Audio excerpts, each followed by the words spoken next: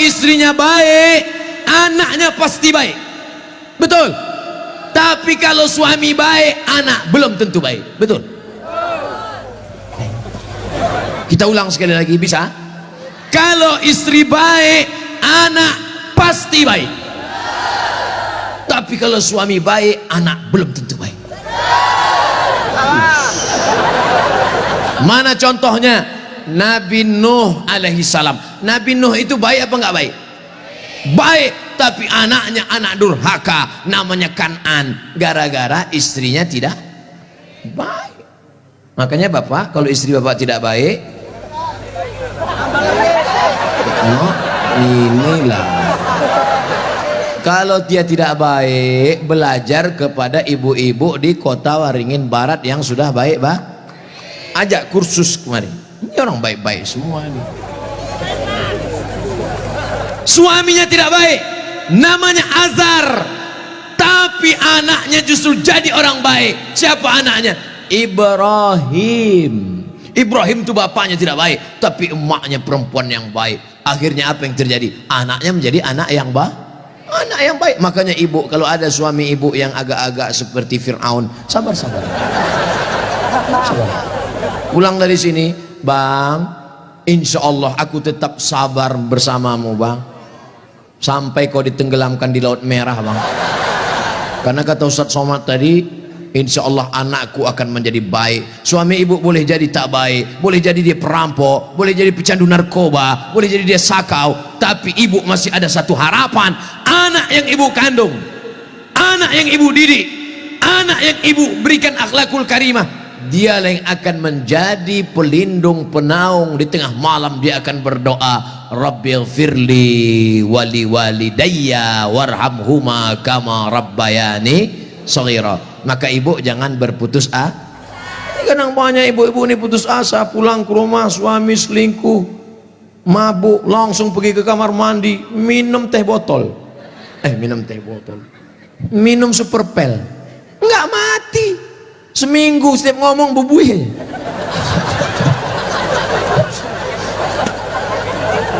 Ibu harus tegar, ibu harus kuat, ibu ada harapan. Harapan ibu siapa? Anakku akan jadi polisi, amin. Anakku akan jadi tentara, amin. Ibu sekolahkan saja anak ibu sesuai bakatnya. Perhatikan anak ini bakat. Anak saya suka main layang-layang, berarti jadi pilot helikopter. Anakku suka mandi hujan, angkatan laut. Anakku suka ngembus-ngembus semprit, dua kemungkinan, bisa jadi polisi razia, bisa jadi wasit sepak bola. Yang parkir jangan. Ibu jangan sebut tukang parkir, karena pada dasarnya kita semua ini adalah tukang parkir. Kita ini semua tukang parkir. Tirulah iman tukang parkir. Mobil mewah harga 2 miliar. Mundur betul parkir. Setelah begitu diambil mobil ini, adakah tukang parkir yang marah? Enggak ada. Ada nggak tukang parkir ngamuk-ngamuk? Kenapa mobil ini diambil? Saya sudah menjaganya 2 jam. Enggak ada. Kalaupun ada berarti gila. Kita itu juga di dunia ini sama seperti iman tukang parkir. Mobil itu titipan, rumah itu titipan, anak itu titipan, kebun itu titipan. Kita hanya menjaganya di dunia, dan setelah itu kita akan mati. Ada yang punya kita? Tidak. Makanya bapak, berapa banyak bapak ketika istrinya meninggal, ya nggak ada nangis. Pas ditanya, bapak nggak nangis? Titipan Pak Ustaz. Ustadz ini ceramah nggak enak, pas giliran mati istri aja. Oke, sekarang kita balik. Berapa banyak ibu-ibu yang imannya sudah mantap, dia menganggap ini semua titipan, hilang tidak apa-apa, meninggal suaminya, dia tegar. Ibu nggak nangis, titipan Pak. Tapi ada satu ibu menangis, papa, jangan kau tinggalkan mama sendiri, Pak. Pas ditanya sama tetangga, ibu nangis kenapa? Warisan dikit. Tapi itu tidak ada di Kobar, jauh di sana, jauh di pinggiran-pinggiran Pangkalan Bun. Yang di sini semuanya baik-baik, betul? Ibu menerima mereka bukan karena hartanya, tapi karena mereka mampu membimbing ibu dan anak-anak mencari ridho Allah Subhanahu wa taala. Ibu yang malam ini datang menggendong anak, ibu yang malam ini datang menyusukan anak, insya Allah anak itu yang nanti akan menjadi pemimpin bangsa di masa ini. Makanya ibu sabar-sabar. Berapa kali ibu diusir dari majelis karena anaknya menangis, betul? Mau akad nikah, aku nikahkan engkau dengan anakku dengan mahar seperangkat alat sholat.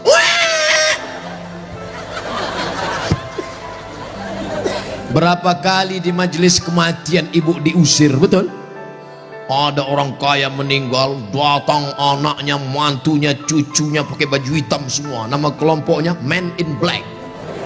Sudah siap-siap mau menangis bersandiwara. 1, 2, 3. Rupanya anak ibu lebih kuat lagi nangisnya. Akhirnya tuan rumah marah, pergi pulang bawa anak. Berapa banyak ibu yang malu di depan orang banyak karena anaknya ingin naik mobil tetangga yang lebih mewah, lebih mahal. Tapi hari ini kesedihan ibu terbayar karena anak ibu adalah anak-anak yang soleh. Siapa yang lebih berbahagia, ibu apa bapak? Kan ibu bisa ngandung karena mereka kan. Sekarang saya tanya, siapa yang paling berbahagia, ibu atau bapak?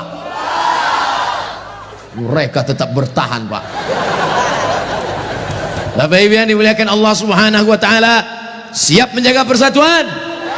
Jaga persatuan, karena negeri yang kita bangun dengan indah ini akan jadi hancur berkeping kalau tidak ada persatuan dan kesatuan, betul? Maka persatuan ini sama seperti tiang gawang. Kok Ustaz tiba-tiba ingat tiang gawang? Itu tiang gawang, itu tiang gawang. Ibu jaga gawang, jangan sampai kebobolan. Bapak striker, penyerang. Papa silakan kau pergi sejauh mata memandang, tapi di hari petang kau harus membawa uang. Untuk apa? Untuk anak-anak kita, supaya dia tidak makan riba, makan haram. Striker tidak pernah diejek oleh kiper. Kiper tidak pernah marah-marah. Apa kata kiper? Hei striker, kok enak aja di sana, tolong gantian kau jaga sini. Tidak ada, karena mereka sudah siap bagi-bagi itu, bagi tugas. Ceramah di tanah lapang, Ustaz Somad. Ceramah di stadion, Ustaz Somad. Ceramah di TV, Ustaz Somad. Ceramah di YouTube, Ustaz Somad. Tapi yang ngajar di pesantren, yang ngajar di ma'had, yang ngajar di sekolah, para habaib dan ulama, kami udah bagi-bagi tugas. Makanya Habib ulama nggak pernah ngejek. Apa itu Somad itu? Ceramahnya di lapangan aja. Apa itu Abu Somad itu? Ceramahi ibu-ibu aja, Ustaz gatal. Kan kita udah bagi-bagi tadi. Makanya nonton jangan sepotong-sepotong. Kesana 45 menit, kesini 45 menit, belum, sebentar lagi habis. Masya Allah, tabarakallah, masih lama rupanya. Saudara yang dimuliakan Allah Subhanahu wa taala, di tempat laki-laki Abdul Somad bicara 3, bersama, jaga persatuan kesatuan. Yang kedua, ramaikan masjid dengan sholat berjamaah. Yang ketiga, makmurkan masjid dengan belajar agama, fikih, hadis, tafsir. Siap mengamalkan yang 3? Yang perempuan, yang pertama, ibu jangan sedih, ibu jangan depresi, hadapi masa depan. Didik anak-anak menjadi anak-anak yang soleh dan solihah. Ada pondok pesantren di Kobar. Tamat SD. Sebelum SD jangan sedih, kasihan. Ingusnya 12. Kalau 11 itu biasa, bengkok. Belum sampai hati. Ustaz Somad dulu pesantren, saya masuk pesantren tamat SMP, kegedean. Yang paling bagus taman SD, masuk pesantren. Siap memasukkan anak ke pesantren taman SD?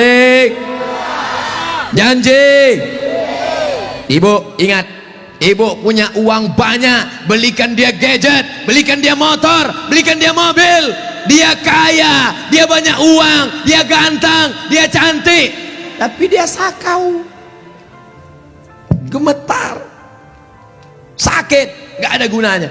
Makanya benteng terakhir menjaga anak-anak kita adalah pondok pesantren. Tapi pesantren ini kadang-kadang nasib bak kerakap tumbuh di batu, hidup segan mati tak mau. Santrinya 1000, WC-nya 10.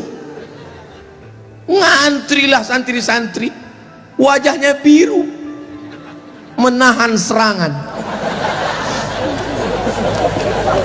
Maka ceramah saya di Palembang, Ustadz Abdul Somad, saksikan hari ini sumbangan 52 unit. 52 unit apa Kiai? WC.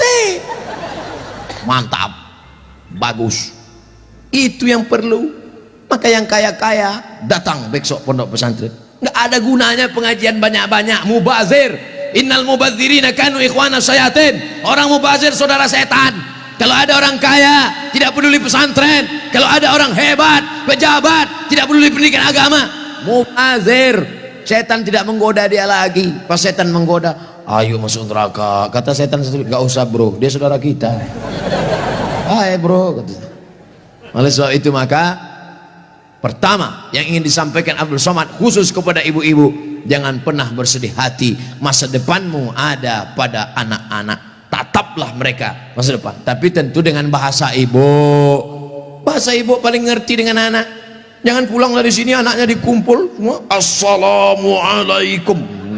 Nggak mesti diceramahi. Ibu usap kepalanya, ibu tiup-tiup. Kau akan menjadi pemimpin masa depan nak. Doa ibu luar biasa. Ibu kalau marah sama dia jangan panggil dia setan. Setan. Tuyul. Jangan panggil dia. Calon bupati kota Waringin Barat. Gitu cara manggilnya. Calon anggota DPD. Gitu. Insya Allah dia jadi nanti insya Allah. Amin. Warna ibu mulutnya luar biasa, berbisa bu. Ibu ngomong salah saja diaminkan malaikat. Maka jangan pernah bicara yang tidak baik, bicara yang baik-baik. Sampai ada seorang laki-laki di zaman Bani Israel sebelum Nabi Muhammad SAW, namanya Juraij. Siapa namanya? Juraij. Ada orang Pangkalan Bun namanya Juraij? Belum ada. Nah, ibu yang hamil-hamil nanti kasih nama anak Juraij. Hai Juraij. Kepala sekolah salah tulis George. Ibunya lewat di depan tempat ibadah Juraij. Apa kata ibunya? Ya Juraij. Juraij merasa Tuhan lebih mulia. Aku tidak perlu menyambut panggilan anak. Aku tidak perlu menyambut panggilan ibuku. Dipanggil kedua kali. Ya Juraij.